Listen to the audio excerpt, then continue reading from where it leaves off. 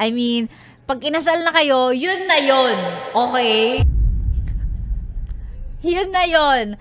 Unless you have the money for all the paperworks, kung gusto mong bawiin, mahal ang annulment eh. So, ayun. Congratulations, babe. We're so happy for you. Masaya kami. And, you know, iba. Iba talaga kapag ka ikaw ang pinipili. Sana all pinipili. Pero nakakatuwa lang kasi 'di ba kung kahapon nag-upload this morning, habang nagsiscroll ako ng Facebook, kasama to sa mga una kong nakita sa aking feed.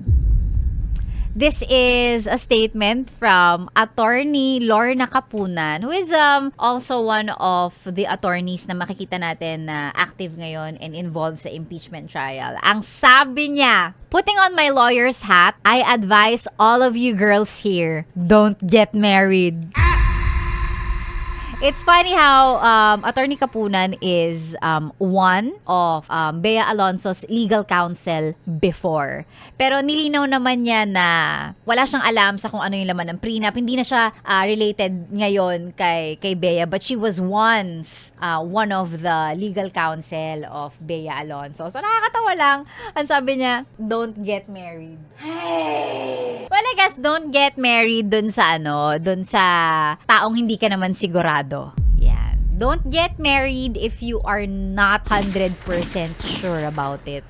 Because kung hindi ka sure, then hindi ka talaga sure. Hindi magiging maganda ang turnout of events. So, pag sigurado ka na, then go for it. Pero if there's like konting alanganin, konting pagkabagabag, think about it again. Ganon. Kasi hindi naman siya biro. Hindi naman siya basta-basta lang. No? Tinatawanan natin yung mga matatanda na ang pag-aasawa ay hindi parang kanin na pag sinubo mo at napasok ka, pwede mo lang ding iluwa.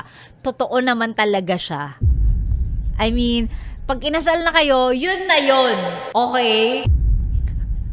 Yun na yun.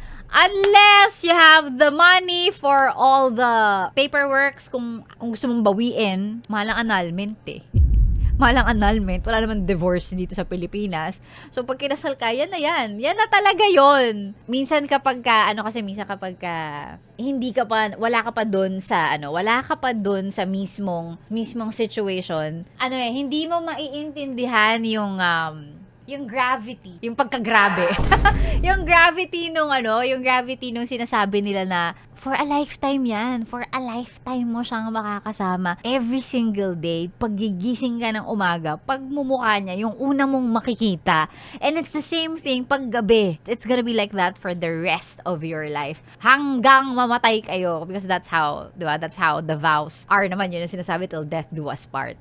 Ano pang ginagawa mo dito, ha? Sinasabi ko na nga ba eh. Solid yes friend ka talaga. Dahil nandito ka na rin lang, sige na, Mag-like at mag-comment ka na. mag-subscribe ka na rin at i-click ang notification bell. Para mapasali ka sa mga kalokohan namin. Bawal na bawal mag-no dito, ha? Kasi yes to yes!